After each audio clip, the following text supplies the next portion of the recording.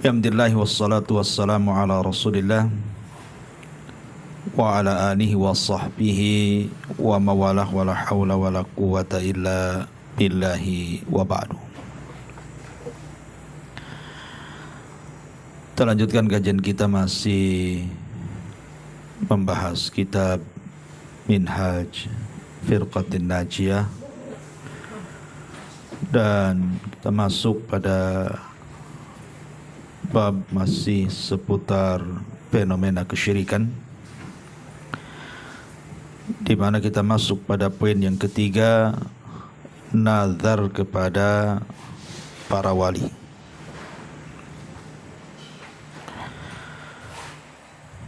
Di sini muallif rahimahullahu taala mengatakan,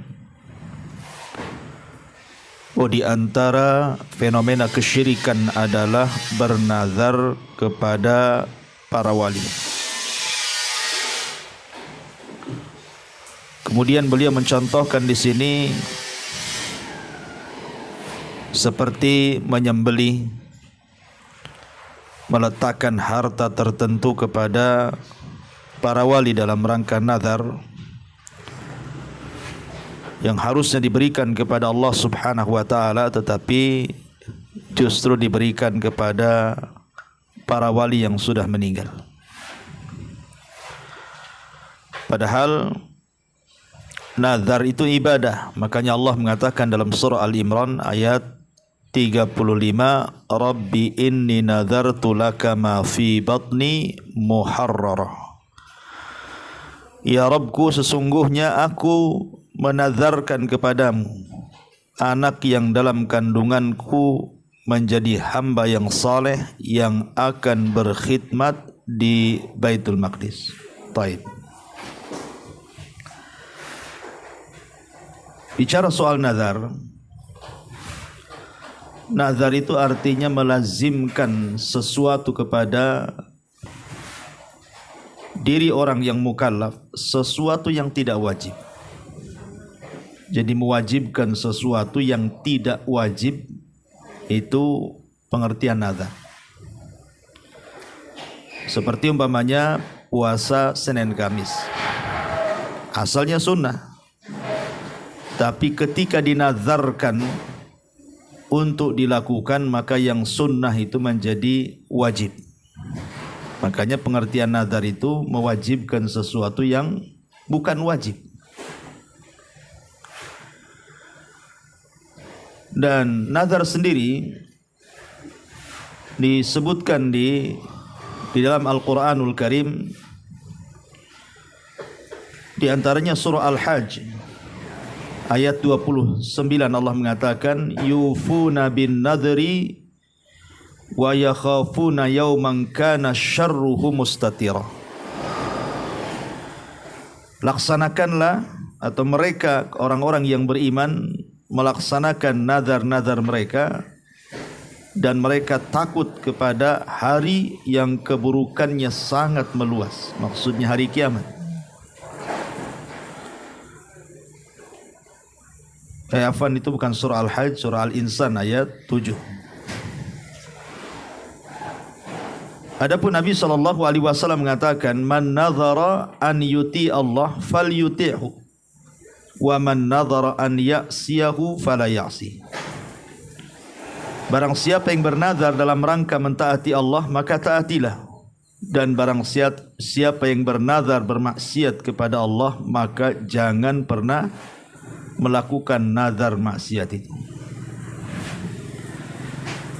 Ma'asyiral muslimat yang dimuliakan Allah Subhanahu wa taala, sebenarnya nazar itu terbagi menjadi beberapa bagian. Ada yang mengatakan bahwa ulama membagi nazar itu ada dua macam. Ada nazar yang disebut dengan nazar mutlak, dan ada yang disebut dengan nazar muqayyad. Nazar mutlak dan nazar muqayyad ini dua-duanya karena Allah. Lah kemudian di sana ada nazar yang menjadi pembahasan yang kita akan bahas adalah nazar yang diberikan kepada selain Allah Subhanahu wa taala. Baik, kita akan bahas berarti di sini ada 3 macam nazar. Secara umum nazar ada 2 ya. Nazar karena Allah, dan nazar karena Allah terbagi 2, mutlak dan muqayyad. Yang kedua nazar karena selain Allah Subhanahu wa taala. Adapun nazar mutlak, inilah nazar yang memang disyariatkan. Nazar mutlak ini dipuji oleh Allah Subhanahu wa taala dalam Al-Qur'an yang tadi saya sebut surah Al-Insan ayat 7. Yufuna bin nadri.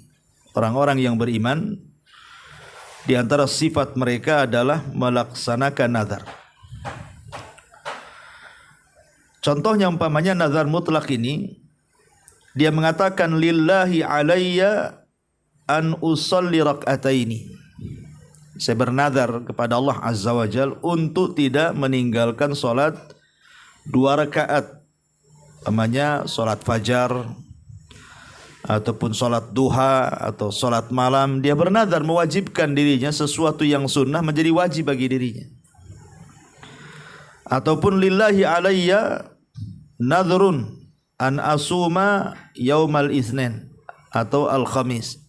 Aku bernazar kepada Allah untuk melakukan puasa Senin ataupun puasa Kamis. Yang tadinya sunnah akhirnya kan jadi wajib bagi dia, karena kan dinazarkan. Ya. Lah nazar yang seperti ini dipuji oleh Allah Subhanahu wa taala dalam Al-Qur'an. Karena di sini bentuknya mutlak. Tidak ada embel-embel. Yang jadi permasalahan adalah nazar muqayyad. Nazar yang terikat. Atau dengan bahasa ulama namanya nazar iwad. Nazar di mana dibuat sistem barter dengan Allah Subhanahu wa taala. Kalau seandainya aku sembuh dari penyakit, maka aku bernazar akan pergi haji. Kalau seandainya orang tuaku sembuh penyakitnya, maka aku akan bersedekah seekor sapi kepada fakir miskin. Ini disebut nazar muqayyad. Lah hukum nazar yang kedua ini yang banyak dilakukan di masyarakat, ini hukumnya haram, tidak boleh. Walaupun ada ulama yang mengatakan makruh, tapi tidak ada yang mengatakan mubah, apalagi ibadah. Jadi nazar yang seperti ini haram, tidak boleh dilakukan. Dan ini banyak di masyarakat nazar-nazar yang nomor 2 nih. Kalau seandainya anakku lulus, maka aku akan sedekah. Dan begitu seterusnya. Kenapa ulama mengatakan hukumnya sampai kepada tingkat haram, paling rendah makruh? Pertama, karena nazar itu tidak mungkin mencegah takdir. Nazar itu tidak bisa mencegah takdir. Bukan berarti kalau seandainya kita bernazar, ya Allah kalau ibu saya sembuh, saya akan pergi haji, saya akan bersedekah. Tiba-tiba dengan nazar itu kemudian sembuh penyakitnya, enggak juga. Nazar itu tidak bisa menolak takdir. Jadi buat apa kalau gitu? Kalau tidak menolak takdir, buat apa nazar? Maksud dia itu kan bernazar supaya sembuh. Sementara nazar itu tidak bisa menolak takdir berdasarkan riwayat Muslim. Nabi SAW yang mengatakan seperti itu, bahwa nazar itu la yaruddul qadha, tidak bisa menolak takdir. Kalau tidak menolak takdir, percuma nazarnya. Ini satu. Yang kedua, nazar yang seperti ini kata Nabi SAW, la yustakhraj illa min bakhil, tidak mungkin dikeluarkan kecuali dari orang bakhil. Karena dia bersedekah itu kalau ada timbal balik. Kalau seandainya anakku sembuh dari penyakitnya, maka aku akan bersedekah ke pesantren ini, yayasan itu, panti asuhan ini, panti asuhan itu. Berarti mafhum kebalikannya, kalau tidak sembuh berarti tidak sedekah. Itu kan bakhil namanya. Dia bersedekah itu kalau ada keuntungan. Inilah yang kemudian nazar seperti ini haram. Bahkan ya ada ulama mengatakan makruh, tetapi saya cenderung kepada haram. Kemudian yang ketiga, kenapa sampai kemudian nazar seperti ini sangat dilarang? Karena seakan-akan Allah itu butuh dengan kita. Seolah-olah Allah itu berhajat dengan kita jadinya kan. Jadi kita sedekah itu kalau seandainya Allah menyembuhkan penyakit kita, penyakit anak kita atau orang tua kita, atau keselamatan kita, selamat anak kita dan keluarga kita, seolah-olah Allah berhajat dengan kita pula gitu. Padahal ibadah itu yang berhajat kita bukan Allah. Ketika Allah mengatakan wa ma khalaqtul jinna wal insa illa liya'budun, tidaklah aku ciptakan jin dan manusia kecuali untuk beribadah. Allah tidak berhajat dengan ibadah kita sama sekali. Kita yang berhajat dengan ibadah kita kepada Allah Subhanahu wa taala. Inilah yang mendasari kenapa nazar muqayyad ini atau disebut dengan nazar iwad itu sangat dilarang. Tidak boleh. Karena 3 perkara tadi. Saya ulangi, pertama karena nazar seperti itu tidak mungkin merubah takdir. Yang kedua karena tidak keluar kecuali dari orang bakhil. Kemudian yang ketiga karena ada kesan Allah itu butuh dengan kita. Makanya haram. Tetapi walaupun haram ataupun makruh menurut sebagian ulama, kalau sudah terjadi maka wajib dilaksanakan nazarnya. Itulah ibadah yang aneh, awalnya haram tapi akhirnya wajib. Karena dia sudah terlanjur. Ya. Dan biasanya nazar yang seperti ini itu ujung-ujungnya apa? Nyesel. Biasanya ujung-ujungnya nyesel biasanya. Ini sudah sembuh penyakitnya. Kemudian mau sedekah, sayang pula dengan uangnya. Tak jadi dia sedekah. Oh, dia bernazar kemudian ingin sholat, tahu-tahu sakit, tak sanggup dia sholat. Kenapa saya nazar dulu? Jadi susah dirinya kan. Jadi ujung-ujungnya nyesal tuh biasanya nazar itu. Makanya sebenarnya asal daripada nazar itu tidak diperintahkan. Karena Rasul pun tidak pernah bernazar. Rasul tidak pernah bernazar. Rasul memuji nazar itu maksudnya nazar yang mutlak tadi, yang gak ada embel-embel tadi itu. Itu pun dalam rangka disuruh untuk melakukan nazar yang sudah dinazarkan saja. Tapi kalau nazar iwad itu Rasul tidak pernah melakukan, apalagi memerintahkan. Karena memang ujung daripada nazar itu pasti ada penyesalan. Ujung-ujungnya nyesel. Mau nazar sholat ujung-ujungnya juga lemas badannya. Mungkin semakin tua semakin lemas kan gitu. Tidak bisa dia melaksanakan akhirnya. Ataupun mau sedekah tahu-tahu Allah takdirkan hartanya lenyap.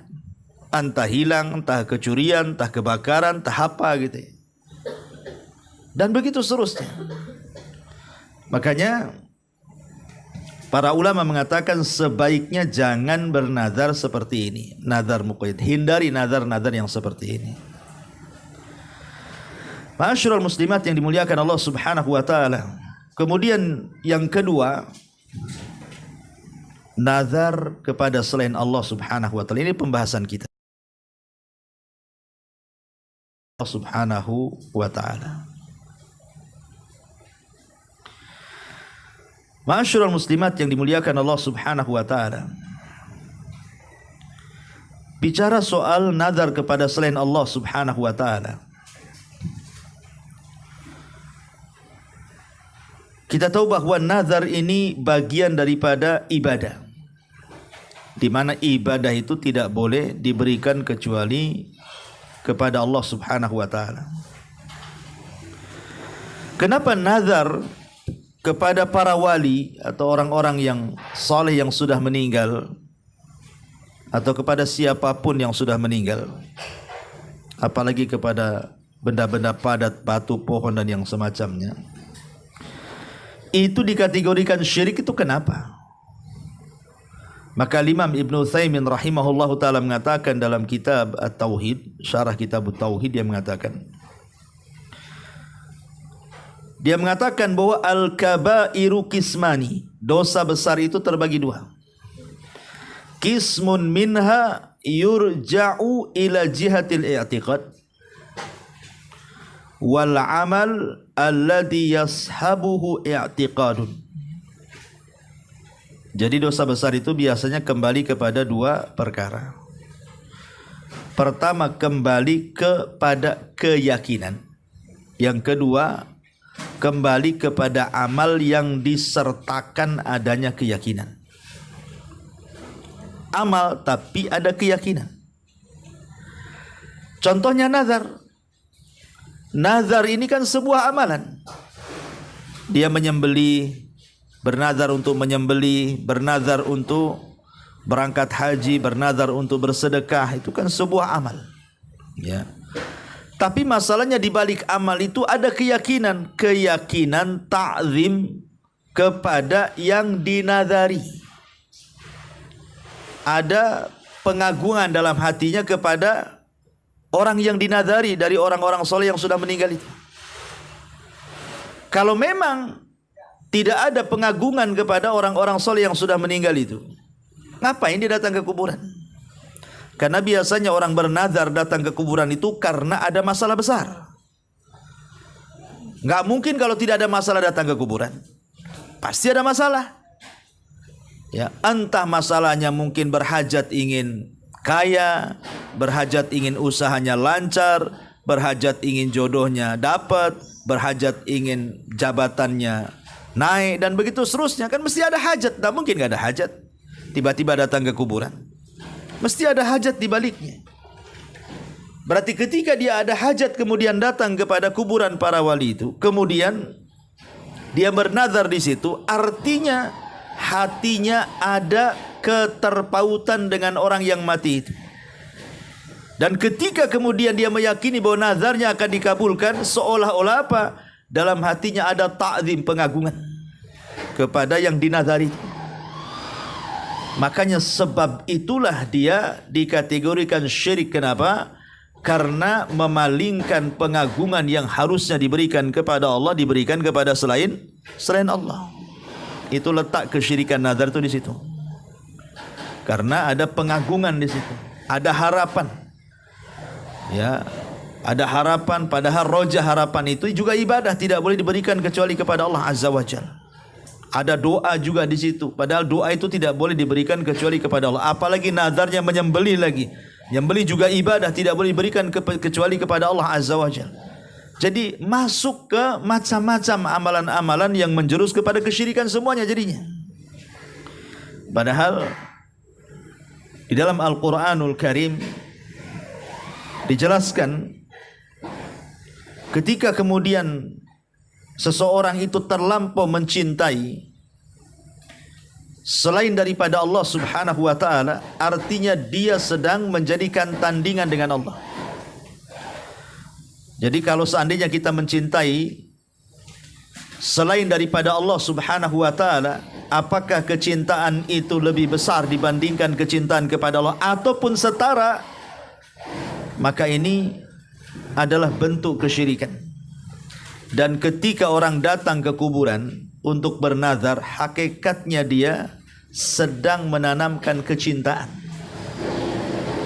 Kecintaan kepada orang-orang yang dikubur itu. Boleh jadi mungkin kecintaan itu lebih besar dibandingkan kecintaan dia kepada Allah. Karena ada harapan di situ. Dan Allah mengatakan dalam Al-Quranul Karim, yuhibbunahum kahubbillah walladzina amanu asyaddu hubbalillah. Orang-orang musyrik itu mencintai berhala-berhala mereka seperti kecintaan mereka kepada Allah, dan orang-orang yang beriman sangat-sangat besar kecintaannya kepada Allah Azza wa Jalla. Atau kalaupun tidak, maka mereka hendak menjadikan wasilah untuk mengabulkan nazarnya kepada Allah, tapi wasilahnya lewat kuburan, kan begitu. Sebagaimana Allah Subhanahu wa taala mengatakan, tallahi in kunna la fi dhalalim mubin id nusawwikum bi rabbil alamin. Demi Allah, sesungguhnya kami berada dalam kesesatan yang nyata ketika kami menyamakan kalian dengan Rabb yang menguasai alam semesta. Dan Allah katakan, hadza lillah bi za'mihim wa hadza li syurakaina. Ini bagian untuk Allah menurut prasangka mereka, dan ini bagian untuk sekutu-sekutu kami. Dan Allah mengatakan, ma na'buduhum illa liyuqarribuna ilallahi zulfah. Kami tidak menyembah mereka kecuali hanya mendekatkan diri kepada Allah lewat mereka. Ma'asyiral muslimat yang dimuliakan Allah Subhanahu wa taala, maka dari sini kita tahu bahwa nazar itu sebuah ibadah, tidak boleh diberikan kepada siapapun selain Allah karena akan terjerumus kepada kesyirikan kepada Allah Subhanahu wa taala.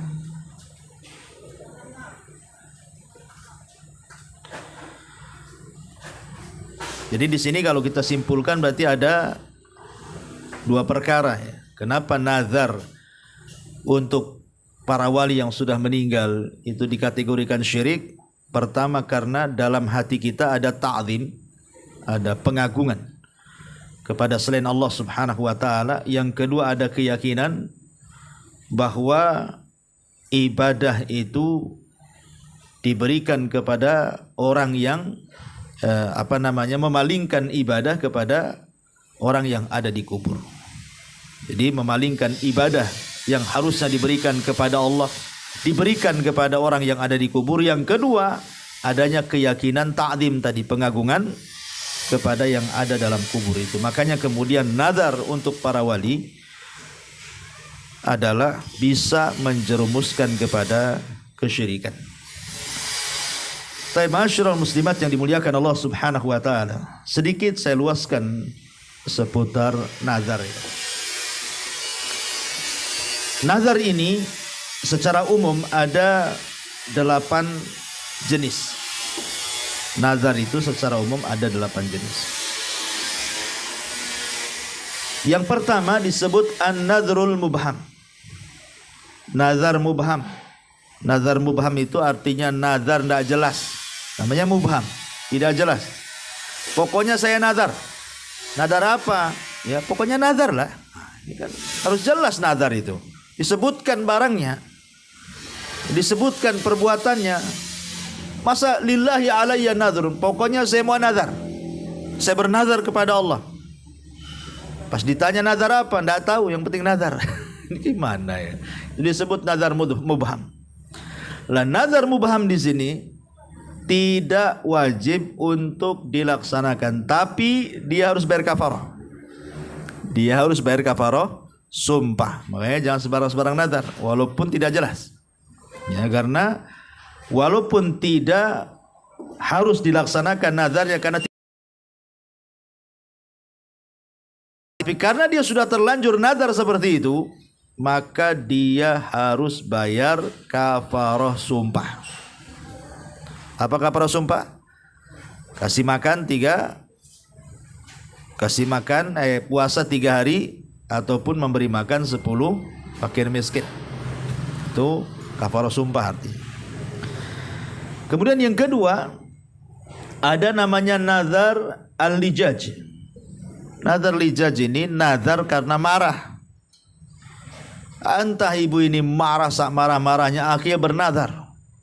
Ya, aku bernazar nih, kalau anakku tak pulang malam ini, awas saja.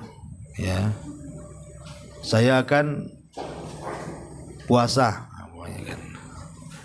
Saya akan ini, akan itu. Itu nazar lijaj ini dia keluar karena emosi, karena kemarahan spontan, akhirnya dia pun bernazar. Ya. Ini disebut namanya nazar al-lijaj atau disebut dengan nazar ghadab. Ya. Lah nazar lijaj ini Bapaknya mengatakan kalau seandainya di sini disebutkan in dakhaltud dara falillahi alayyal hajj. Tengok saja saya bernazar kalau saya sampai menginjakkan kakiku di rumahmu, saya pasti haji. Kan. Padahal lagi emosi itu. Ya. Kalau saya sampai melangkahkan kakiku di rumahmu, saya akan jual rumah ini, saya sedekahkan ke Jabal Uhud, umpamanya. Seperti itu. Ini kan emosi spontan kan. Ini disebut nazar lijaj namanya. Nazar karena sebuah emosi. Lah nazar yang seperti ini, ulama mengatakan tidak ada pilihan, boleh dilaksanakan, boleh tidak. Kalau tidak dilaksanakan berarti bayar kafarah. Ini ada pilihan dia. Karena kan bagus kan? Ya, kalau saya sampai menginjakkan kaki di rumahmu saya infakkan, itu kan bagus. Makanya tetapi tidak wajib dilaksanakan. Hanya diberikan pilihan saja.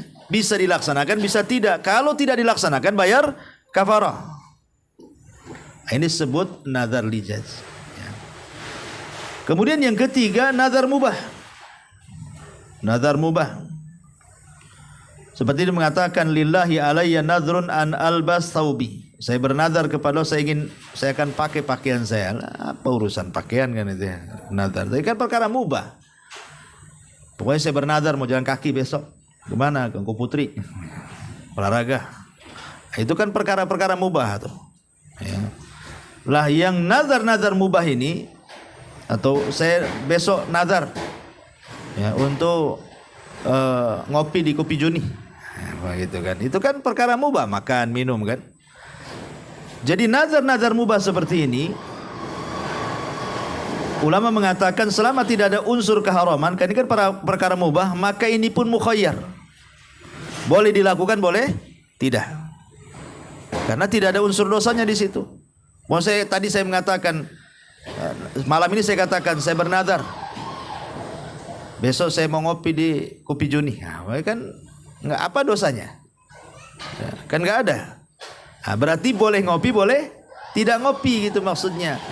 Tetapi kalau tidak ngopi, bayar kafarah. Bagus ngopi bayar kafarah. Ngopi lah kan dekat. 10.000 bayar kafarah, kasih makan 10 orang. Banyak kan gitu ya kan. Atau enggak puasa 3 hari.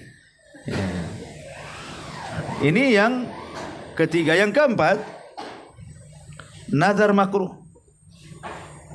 Nazar makruh seperti umpamanya ya lawan daripada makruh adalah sunnah. Ya, dia bernazar meninggalkan sunnah. Kalau bernazar meninggalkan wajib, haram jatuhnya kan begitu. Ya, umpamanya dia bernazar untuk tidak melakukan sunnah, kan jatuhnya ke makruh jadinya. Maka yang seperti ini hukumnya tidak wajib kafarah. Ada yang mengatakan fa in fa'alal makruh fala kafarata alaihi. Kalau bernazar ingin melakukan sesuatu yang dimakruhkan, maka tidak ada kafarah bagi dia. Tidak ada kafarah bagi dia. Tetapi sebagian ulama mengatakan tidak berkafarah, tetap harus berkafarah. Dan itu pendapat yang kuat. Hukumnya bagi yang bernazar harus bayar kafarah.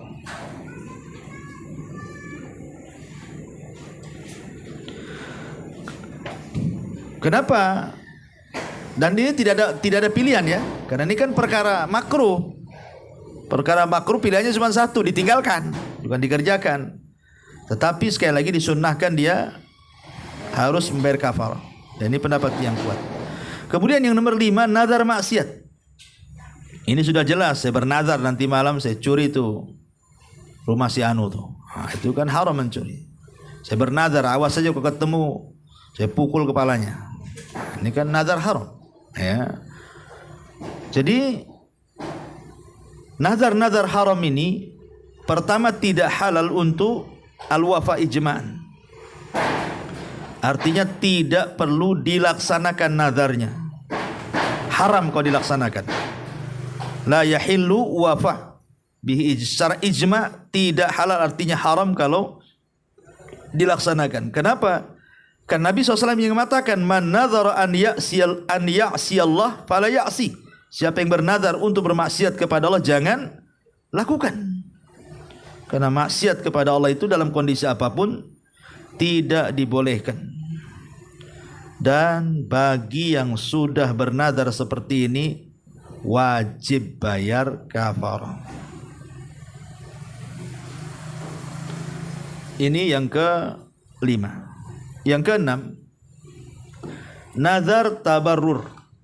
Nazar tabarrur. Ya. Tabarrur itu artinya diambil dari kata bir. Nazar berbuat kebaikan. Nazar berbuat kebaikan. Dan nazar tabarrur ini tadi saya sudah jelaskan di awal. Nazar kebaikan karena Allah itu terbagi menjadi 2 kan tadi ya. Pertama nazar mutlak. Nazar mutlak memang tidak ada embel-embel, saya bernazar ingin puasa, ingin sholat, ingin haji, ingin umroh. Nah, ini terpuji pelakunya. Yang kedua nazar karena Allah tetapi karena iwat, karena ada semacam barter. Kalau saya sembuh saya akan sedekah, kalau anak saya lulus saya akan haji, kalau orang tua saya sehat saya akan umroh dan begitu seterusnya. Itu namanya iwat. Walaupun dilakukan karena Allah Subhanahu wa taala, tetapi sekali lagi yang seperti ini pendapat yang kuat ulama sudah saya katakan di awal haram hukumnya. Walaupun yang mengatakan makruh karena 3 perkara tadi. Di mana nazar seperti ini tidak menolak takdir, nazar seperti ini tidak terkeluar kecuali orang bakhil, dan nazar seperti ini seolah-olah Allah berhajat kepada kita. Itu disebut tabarrur ya. Kemudian nomor 7, nazar wajib. Nazar wajib, dia bernazar untuk melaksanakan sholat 5 waktu. Itu nggak ada gunanya. Walaupun tidak nazar pun sholat wajib sudah wajib. Nazar itu kan mewajibkan sesuatu yang tidak wajib. Kalau mewajibkan sesuatu yang wajib, apa faedahnya?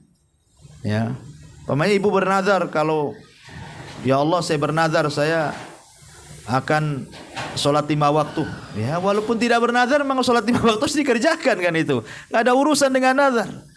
Ya Allah saya bernazar saya akan puasa Ramadan tahun ini. Ngapain bernazar? Ya, Anda tidak nazar pun tetap puasa Ramadan, ya harus puasa Ramadan. Jadi kalau nazar wajib ini, maka kata para ulama tidak berlaku mewajibkan sesuatu karena mengilzamkan sesuatu yang wajib itu tidak sah. Ya, mewajibkan sesuatu itu tidak sah. Itu namanya hukum nazar yang wajib. Ya. Ma'asyiral muslimat yang dimuliakan Allah Subhanahu wa taala. Kemudian yang terakhir disebut nazar al-mustahil. Nazar al-mustahil, nazar yang mustahil dilakukan. Nazar yang mustahil dilakukan. Tahu ibu ini suaminya ngojek ataupun neksi atau jual gorengan atau apa ya. Pokoknya saya bernazar saya tahun ini infak 1 miliar. Ya tahu dirilah berapa gaji suaminya. Ini kan sesuatu yang mustahil kan itu. Ya memang sebenarnya tidak ada yang mustahil bagi Allah, tapi maksudnya kan secara logika itu ya dari mana uang segitu gitu kan. Jadi ada nazar-nazar itu yang secara zahir mustahil dilakukan. Gaji suamimu berapa kok? Bulan ini pula harus ada 1 miliar. Dari mana? Ya. Itu anda sebut nazar mustahil. Termasuk nazar mustahil adalah bernazar kepada ibadah yang sudah berlalu. Saya bernazar, ya Allah kemarin saya akan puasa. Nah, kemarin sudah lewat lah. Tidak mungkin lagi dibalikin kemarin. Kalau mau puasa ya besok kan itu. Itu kan mustahil mengembalikan waktu. Yang umpamanya sekarang bulan apa dibalikan ke bulan kemarin, yang mustahil kemudian terjadi. Ya, ini disebut nazar mustahil. Ya, yang seperti ini tidak ada kafarah, tidak ada kafarah. Wallahu alam, ini diantara berkaitan dengan nazar. Tapi intinya mu'alif rahimahullahu taala di sini ketika menyebutkan bagian ketiga bahwa di antara fenomena kesyirikan adalah bernazar kepada para wali, maksudnya adalah bernazar kepada selain Allah Subhanahu wa taala. Karena nazar itu sebuah ibadah, tidak boleh diselewengkan kecuali kepada Allah. Maka barang siapa yang menyelewengkan ibadah kepada selain Allah, maka akan terjerumus kepada kesyirikan. Ya. Ini yang nomor 3. Satu lagi yang nomor 4. Menyembelih binatang atau hewan sembelihan di kuburan orang-orang soleh. Ya, di kuburan orang-orang soleh.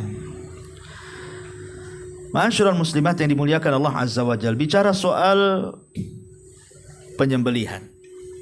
Al-Imam Ibnu Utsaimin rahimahullahu taala menyebutkan 3 kategori dalam bab penyembelihan ini. Yang pertama, an yaqa'a ibadah bi an yaqsuda bihi ta'dimal madhbuh lahu wa tadhallul lahu wa taqarrub ilaihi fa hadza la yakunu illa lillah. Sembelihan yang sifatnya ibadah, di mana yang menyembelih itu bermaksud untuk mengagungkan yang disembelih ataupun dalam niat mendekatkan diri kepada Allah dengan sembelihan tersebut atau merendahkan diri, maka yang seperti ini tidak berlaku kecuali kepada Allah Azza wa Jalla. Ya, tidak boleh berlaku kepada selain Allah Azza wa Jalla. Harus diberikan kepada yang ada ta'zimnya, yang ada penghormatannya. Makanya sebagai ulama seperti yang dikatakan Al-Imam Ibnu Abidin dalam kitabnya Raddul Mukhtar, salah satu rujukan kitab-kitab mazhab Hanafi, ketika beliau mengatakan tentang menyembelih untuk tamu dengan menyembelih karena kedatangan penguasa. Umpamanya presiden mau datang ke rumah, dengan ibu-ibu datang ke rumah. Saya di WA, ntar lagi Ustadz presiden akan datang ke rumah. Kemudian ibu WA aja saya, Ustadz besok saya ke rumah. Maka ini ketika kemudian saya menyembelih, itu beda hukumnya. Beda hukumnya. Kalau saya menyembelih karena ibu kemudian datang ke rumah sebagai tamu. Sebagai tamu karena kan ibu orang biasa. Ya, bukan pejabat besar, bukan pejabat pemerintah. Ya, saya biasa saja perasaan saya dengan ibu-ibu. Ya datang saya sembelihkan ayam, sembelihkan kambing, makan, selesai. Nah, itu tidak ada masalah. Karena Nabi SAW mengatakan, man kana yu'minu billahi wal yaumil akhir falyukrim dhaifahu. Barang siapa yang beriman kepada Allah, kalau menyembelihnya karena kedatangan penguasa yang kita segan dengan dia, kita menghormati dia, kemudian kita sembelih, nah ini sebagian para ulama mengatakan sembelihannya menjadi haram. Kalau niatnya menyembelih itu untuk mengagungkan penguasa. Tapi kalau kita menyembelihnya, ya kita samakan penguasa dengan tamu biasa, ya tidak ada masalah. Namanya mau presiden, mau menteri, mau siapa saja yang bertamu saya kasih makan, nggak masalah. Ya, karena secara umum kita memuliakan tamu kan. Tapi kalau tujuannya kemudian karena kedatangan penguasa sehingga dia datang ke Tamiang, memilih kambing yang terbagus gitu kan, itu kan sudah ada niat ta'zim namanya. Cari yang mahal, cari tukang masaknya pun, pokoknya seolah-olah dilebihkan. Ah, ini yang jadi masalah. Nah, sebenarnya mengatakan seperti ini haram, tidak boleh. Ya, jadikan siapapun, entah penguasa atau orang biasa, jadikan sama dengan yang lainnya tamu, gitu maksudnya. Nah, itu boleh. Tapi kalau dalam hatinya ada pengagungan, nah itu yang haram di situ. Karena pengagungan itu tidak boleh diberikan kecuali kepada Allah. Bisa dipahami ya? Ya, ini yang pertama kata Syekh Utsaimin. Ya. Kemudian yang kedua kata beliau, an yaqa ikraman li dhaifin aw walimatil urshi aw nahwi dzalik fa hadza ma'murun bihi imma wujuban aw istihbaban li qaulihi sallallahu alaihi wasallam man kana yu'minu billahi wal yaumil akhir falyukrim dhaifahu wa li qaulihi sallallahu alaihi wasallam li Abdurrahman Ibn Auf aulim walau bisyatin. Yang kedua, dia menyembelih itu tidak bermaksud adanya ta'zim kepada yang disembelih, tetapi memang ingin menghormati tamu ataupun ingin untuk digunakan akikah atau ingin digunakan walimah gitu ya. Akikah kan ibadah, walimah juga ibadah, menghormati tamu juga ibadah. Ya, karena ingin melakukan ibadah. Maka yang seperti ini terkadang diperintahkan, bahkan bisa sampai wajib. Ya, bukannya sunnah, bisa sampai wajib. Seperti umpamanya perintah Rasul, aulim walau kana walau bisyatin. Walimahlah walaupun dengan seekor kambing, itu kan perintah, asalnya wajib. Bagi yang mampu tentunya. Kalau nggak mampu ya pakai teri sajalah, nggak usah kambing ya. Ya, kalau tak mampu. Ya, maksudnya bagi yang mampu pakai kambing. Kemudian yang ketiga, an yaqwa ala wajhi at-tamattu. Dia menyembelih itu hanya senang-senang saja. Karena ibu umpamanya kepengen lah sate gitu ya, sate ayam, ayam kampung. Belilah ke kampung, jauh kali kampung Ustaz. Jadi dia menyembelih ayam, kemudian ibu sembelih sendiri, ibu tusuk-tusuk, jadilah sate ayam kampung. Itu tidak ada masalah. Ya, karena kan hanya untuk bersenang-senang saja dan tidak ada pahalanya. Karena ini kan hanya hobi saja, ingin makan itu. Tetapi yang ada pahalanya tadi nomor 1 dan nomor 2. Nomor 1 tidak boleh diberikan kecuali kepada Allah, itu betul-betul ta'dzim. Kalau sampai diberikan kepada selain Allah berarti kesyirikan. Ya, yang kedua hanya untuk memuliakan tamu, untuk akikah, untuk walimah, maka ini dianjurkan. Dan yang nomor 3 kata Syekh Utsaimin rahimahullah taala, hanya untuk bersenang-senang saja. Ini perkara mubah. Perkara mubah. Tetapi kemudian bab yang kita bahas ini nomor 4, menyembelih di kuburan orang-orang saleh ini, ya. Mu'alif rahimahullah ta'ala mengatakan di sini, meskipun penyembelihan yang dilakukan di kuburan ada niat karena Allah Azza wa Jalla, tetapi ia termasuk perbuatan orang-orang musyrik yang menyembelih binatang di tempat-tempat berhala dan patung-patung para wali mereka. Rasul mengatakan, la'anallah man dzabaha li ghairillah. Allah melaknat orang-orang yang menyembelih karena selain Allah. Karena begini, kuburan-kuburan yang dikeramatkan, kuburan-kuburan, nggak mungkin orang menyembelih di kuburan, asal kuburan mustahil, ya kan?